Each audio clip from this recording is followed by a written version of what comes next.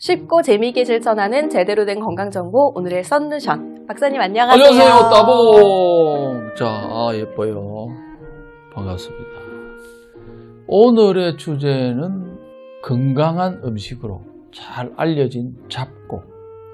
잡곡을 제대로 먹는 방법에 대해서 알려드리겠습니다. 네, 박사님께서 썬누션에서도 많이 그렇죠. 잡곡밥에 대한 긍정적인 이야기 많이 해주셨었죠. 그런데 보람이 있어요. 제가 아마 방송하면서 잡곡을 이야기하는 적이 거의 없었어요. 내 방송에서. 네. 왜 그러냐니까 이제 그 사람 밥 먹는 거 보고 꼭 지적하거든요. 저래 먹으면 안 된다고. 돼지 된다. 내지는 저래 먹고 죽는다. 저래 먹으니까 그 일이 안 된다 하면서 잡곡을 알리다 보니까 잡곡 파는 사람들 저를 그렇게 좋아해요. 네. 그것도 뭐 전혀 15도 사랑스러워 보이시겠네요. 잡곡밥은요, 진짜 저는 대한민국이 흰 쌀만 안 먹어도 지금보다 병이 30, 40% 없어져요. 그 설탕 덩어리잖아요. 네. 그걸 먹으면 되겠냐고요. 그거는 뭐 비타민, 무기질, 식이섬유도 없고 잡곡밥 풍부하잖아요. 그러니까 잡곡밥이 진짜 좋은데 암 예방에도 진짜 도움이 되는 건데 서울대학교 의과대학 연구팀에서도 잡곡밥 섭취의 긍정적인 효과를 밝혀냈는데요.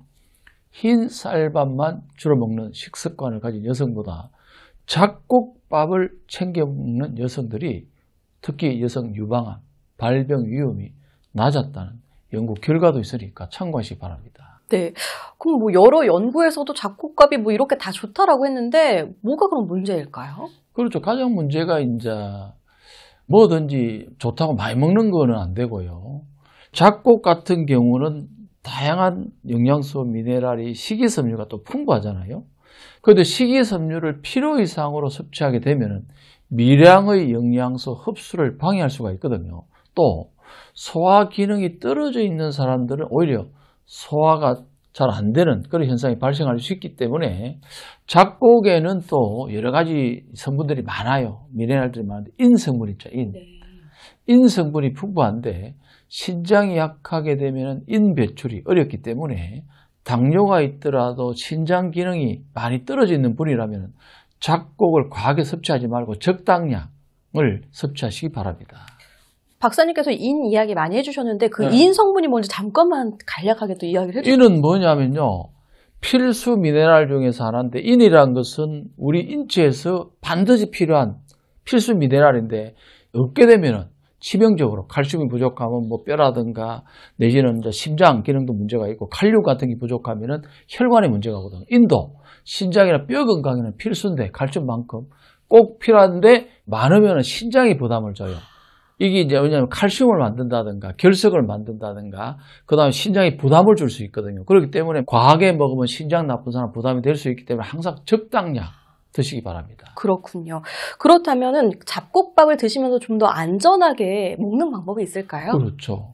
첫 번째 제가 썬누션을 드리면은요. 잡곡하고 쌀의 비율을 맞추어 드리는 게 좋습니다. 잡곡이 한 30%나 한 40%, 그 다음에 흰쌀은 뭐 60에서 70% 처음에 출발하다가, 그 다음에 조금 몸에 맞으면 5대5까지 또 괜찮습니다. 그렇군요. 그 다음에 이제 소화 기능이 약한 분들은, 그 다음에 영양이 떨어진 사람들은, 기력이 떨어진 사람들은 흰쌀력을 조금 높여도 돼요.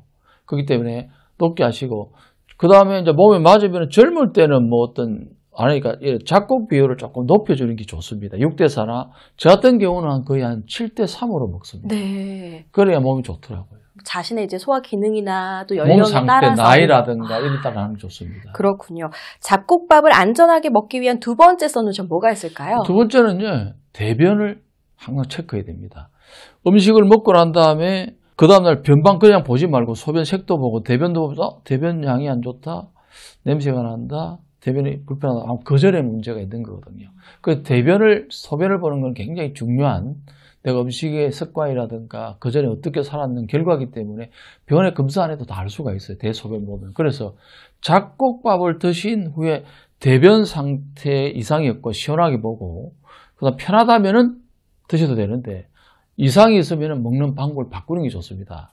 잡곡밥을 섭취한 다음에 복통이나 설사한다든가 그런 경우는 이렇게 좀 줄이든가 중단하는 게 좋고 당분간 따라서 앞서 말씀드린 것처럼 잡곡과 흰쌀의 비율은 처음에는 뭐 한 5개 정도의 작곡 조합으로 시작해서 대변이나 소화 상태, 몸 상태에 따라서 조금 이렇게 작곡을 늘려나가는 것이 좋고요.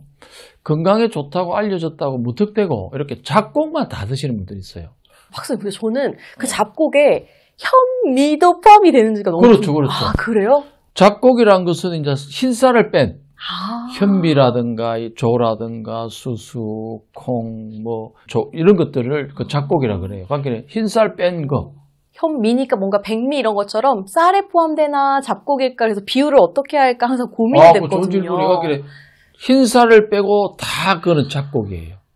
그런데 주위에도 보면은 막 무턱대고 이제 막 현미만 먹는 사람도 있어요. 네. 100% 현미. 그래서 저처럼. 무리가 와요. 일시적으로는 좋은데 기분이 나빠져요. 왜냐하면 소화라든가 변에 부담을 주고 어떤 사람들 그걸 먹고 나서 좀 복통이 있다든가 내지는 변비가 있다든가 설사하는 사람도 있어요. 소화가 안 되니까. 그 다음에 먹고 나서 기분이 좋아야 되는데 기분이 나쁠 수가 있어요. 그건 안 맞는 거예요.